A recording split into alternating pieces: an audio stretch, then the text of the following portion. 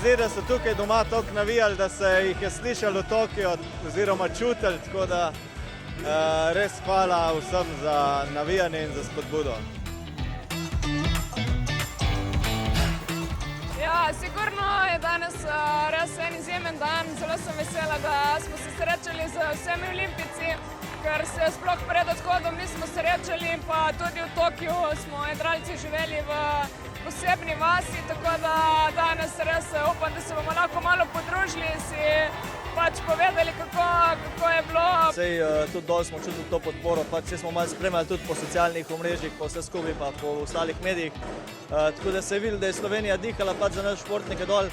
Pač nekateri so uspeli, nekaterim pač nam ni ratalo.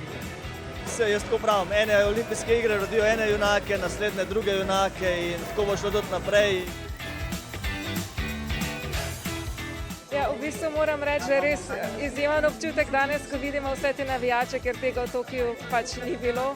Tako da ja, to še toliko več pomeni. V bistvu šele zdaj se zavedam, kaj pomenijo olimpijske igre. Ponosen sem še zdaj, da sem bil vodja naše delegacije. Izjemno uspešni so bili naši športniki in športnice. Torej ne smemo pozabiti, da tudi tista mesta štejejo, ki ne sodijo na zmagovalni oder. In tudi njim gre priznanje in pohvala.